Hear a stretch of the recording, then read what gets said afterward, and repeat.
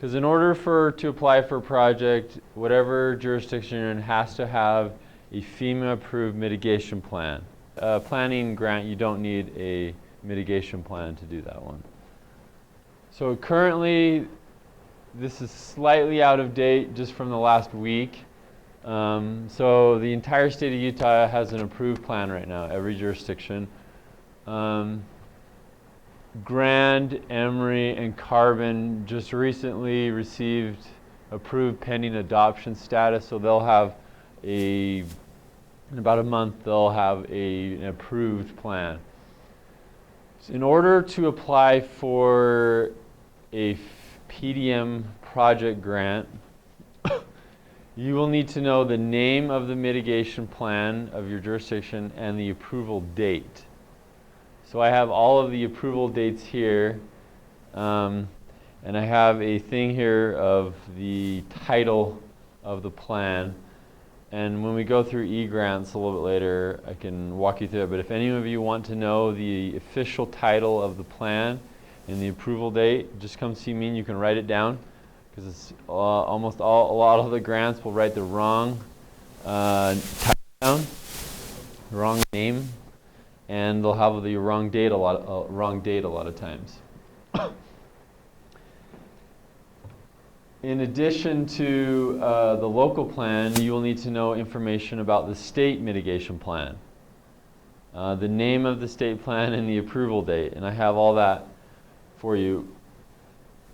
So when you apply for your mitigation planning grant or a project grant, you will have to find out where your project agrees with the local plan and the state plan. So in mitigation plans, there will be a section of mitigation strategies and goals. And you will need to find a sort of a goal that your project would fall under. So if the local mitigation plan says we want to mitigate against landslide hazards or help prevent loss of life from floods, or they may have a specific project that says we want to upsize this culvert on Main Street, you need to let FEMA know goal A.2 is where our project agrees with the local mitigation plan as well as with the state mitigation plan. And a lot of times they have broad overarching goals that you hopefully can fall under. Now don't worry if perchance you have a project that doesn't fall quite under one, there is a way to get around that, and if that comes up we can talk about that. So just become familiar with the local and the state mitigation plan. Jana? I was going to say, you'll probably emphasize this later, but that's why when you're redoing your mitigation plan, make sure you have good strategies in there, because it affects the projects that you're qualified to do later on. Yes, thank you. The mitigation plans are broken off, as you can see here. See, like 5 county includes 5 counties, but it also includes almost all of the incorporated jurisdictions. So there'll be one overarching plan. Say you have Weber County. All the cities will have participated in that mitigation plan, and they will have their own mitigation strategies. So they will fall underneath that. They should have a section. If they typically are unincorporated, they would fall under the county plan. But there are circumstances where some cities chose not to participate and they would not be eligible. So we've had instances where a school district wanted to apply for a grant and they did not participate. It was in Salt Lake. They did not participate in the Salt Lake County plan, and they were ineligible to apply under to apply for a grant. So what they had to do is the school district had to apply for a grant to write a mitigation plan. Then they were able to get a project. So there are circumstances like that. But so if there is a circumstance, if you can't find it, let us know. But yeah, there are times where if like a university or district or something did not apply or did not participate in the plan, if they're not in the actual plan, then yeah, they'll be ineligible. But look in the mitigation plan, and if the city's in there and they participated, then they will be eligible. And if anyone cannot find their local mitigation plan, I have a Google Drive folder of all of the mitigation plans, and if you want access to that, I'm happy to add your email and share it with you if you want. Okay, so we have the two kinds. You have a project grant and a planning grant. And in order to do a planning update is like Tooele County will be doing is one. And if like the Go Shoots needed to do their own, they would just apply to do a mitigation planning grant.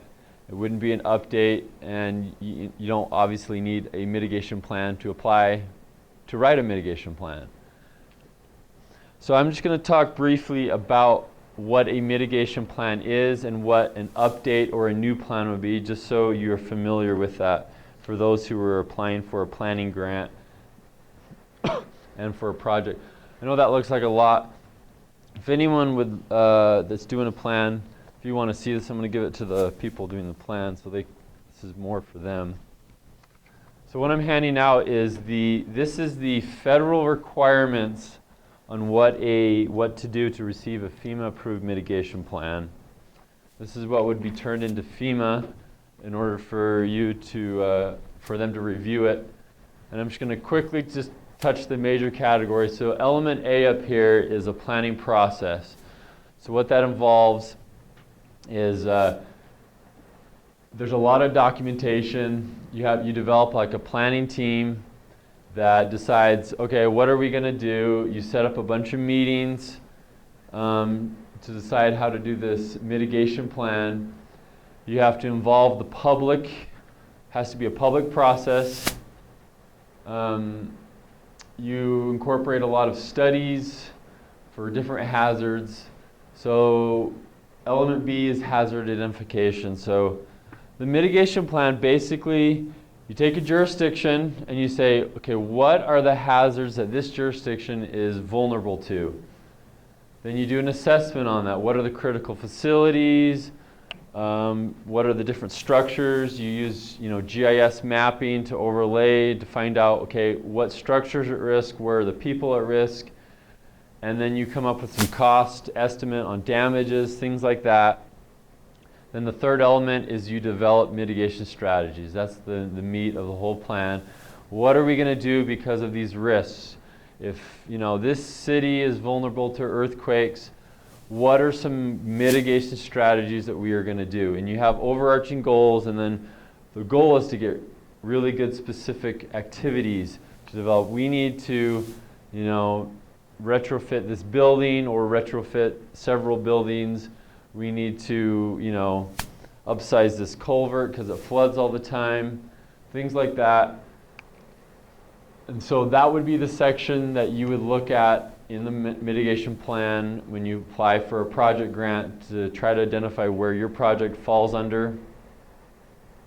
And then element D is plan, review, evaluation. So once you're done, you would send in the plan to the state, and we would review it. And then once that is passed, it would go on to FEMA, who would review it, and then they would approve the plan.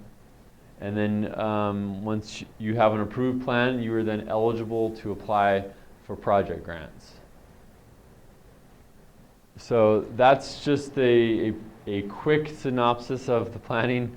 If you do get it, I will go out and give you about an hour training or so on the whole process in detail. There's a lot of things that FEMA require. Traditionally, if you're doing a plan, it's not typically super easy. Like if you're doing an update, it's not just changing a few dates and things like that. It's really involved. Most people use a contractor to help them out, unless you have a full-time person that's dedicated. But most people have multiple jobs they're doing, so just be aware of that. I know a bunch of you have been involved in the process. Chris, you were involved somewhat. I know MAG is applying this year to do a new update. I believe Tooele County, Morgan County, Davis County, and the 5-county region, which was Washington, Beaver, Garfield, Iron, and Kane, are going to apply this year. And I know Weber County is planning on applying or doing an update of their mitigation plan. So you have to have a FEMA approved plan by application deadline. So there are circumstances where we've had ones that have expired close or before, so just be aware of that. But if it's by application deadline, then you are okay.